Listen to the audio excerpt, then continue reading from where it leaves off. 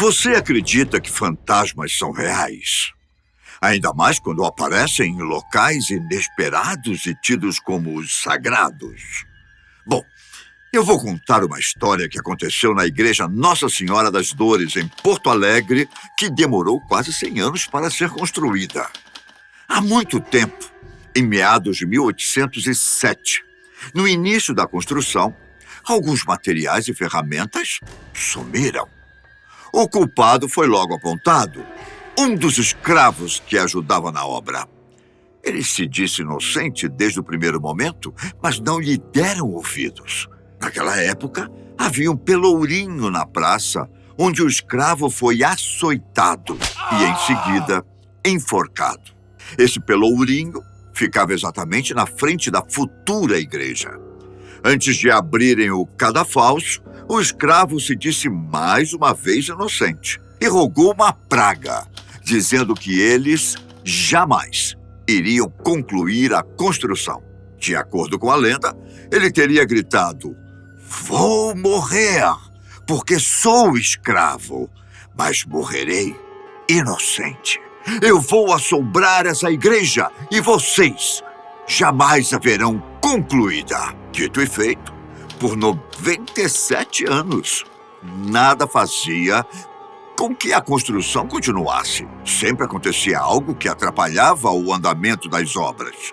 Os rebocos das paredes caíam constantemente, as torres eram frequentemente chicoteadas por raios em épocas de chuva, e o que era feito de madeira sempre inchava ou empenava.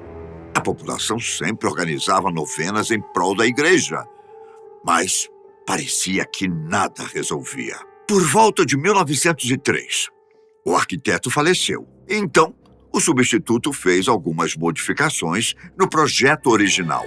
A Igreja de Nossa Senhora das Dores, finalmente, foi concluída em 1904. Bom, então, saindo do Brasil e aterrissando em Borley, na Inglaterra, encontramos uma história para lá de estranha. E não aconteceu exatamente dentro da igreja, mas na enorme casa paroquial que fica em seu terreno e local de moradia dos padres, claro. O fato é que a igreja de Borley já tinha um passado muito sombrio, uma vez que foi erguida ainda no século XIV. Há um relato sobre um antigo monge que morava no local, que se apaixonou por uma freira. Os dois passaram a se encontrar em alguns cantos da casa paroquial, como também em locais próximos e escondidos. Quando foram descobertos, a punição para ambos foi horrível. O monge foi enforcado, enquanto que a freira foi emparedada viva. Ela morreu de inanição associada ao frio, presa entre os tijolos que compunham o enorme muro que cercava o terreno. Os primeiros sinais de que havia algo de estranho na casa paroquial foram registrados por volta de 1863, quando o reverendo Dawson Bull era o responsável pela igreja. Segundo foi relatado bem depois, era comum que ouvissem gemidos em alguns lugares da casa, assim como no pátio, quando se caminhava entre as plantas e próximo ao muro. O padre Dawson morreu em 1892, deixando a responsabilidade da casa para suas filhas mais velhas, até a vinda de um novo padre. Não demorou muito para que elas confirmassem o que já suspeitavam. Num certo dia, uma das irmãs, Caroline, a mais velha, viu uma jovem freira correndo pelo pátio entre os arbustos de piracantas e buchinhos. Ela procurou pelas outras irmãs e perguntou se algumas delas estavam no pátio há alguns minutos. Elas negaram e Caroline disse que tinha visto a tal freira que tanto falavam a respeito. Na hora não deram muita importância, mas coisas inexplicáveis passaram a acontecer desde então. As histórias acerca da residência da igreja passaram a circular pelos vilarejos como um vento. Surgiram até mesmo relatos de cavaleiros sem cabeça andando de carruagem pelo terreno da reitoria. Medo e curiosidade se misturaram entre as pessoas, que também não deixavam de arriscar uma idazinha até a igreja para ver se conseguiam avistar o fantasma. No início do século XX, o reverendo Guy Eric Smith assumiu a reitoria. Um dia, sua esposa estava limpando a casa, quando se deparou com uma coisa intrigante: um crânio humano dentro de um saco de papel em um armário. Eles eram céticos quando chegaram e não acreditavam nem mesmo na história da freira. Porém, numa certa noite, foram acordados pelo badalar dos sinos e por outros ruídos estranhos. Procuraram por todos os lados e não viram ninguém. Não havia ninguém nas torres para tocar os sinos.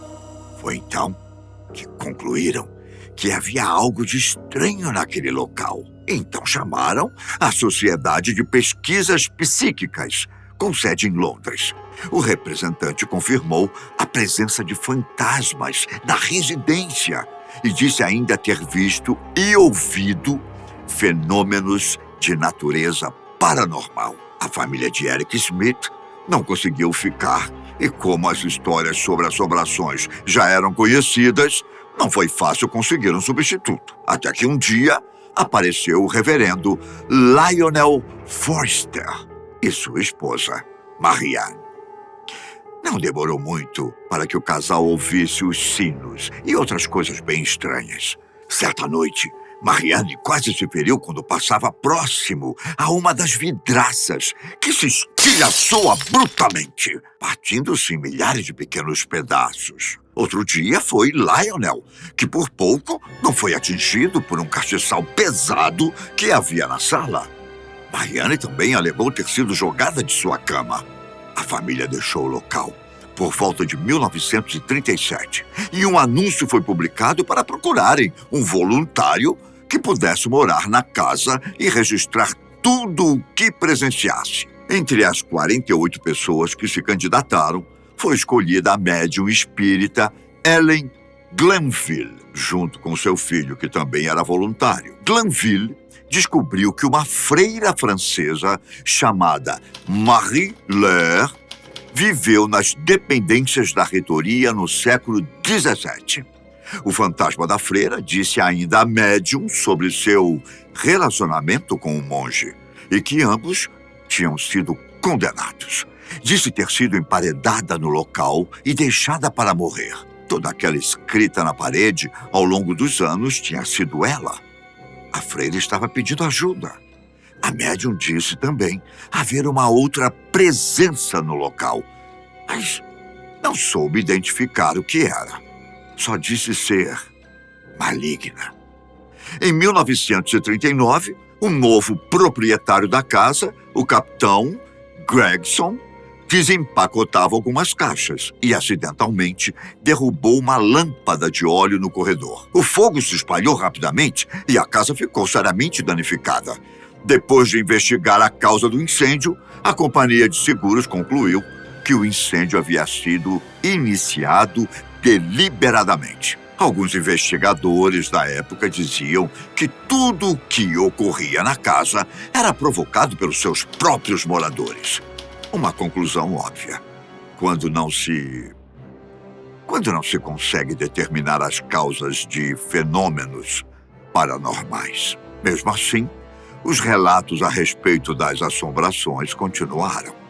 Finalmente, em 1943, com a residência da reitoria já em ruínas, um pesquisador psíquico chamado Harry Price, que inclusive já havia feito vários estudos anteriores no local, realizou escavações nos porões da casa, bem como em outras estruturas.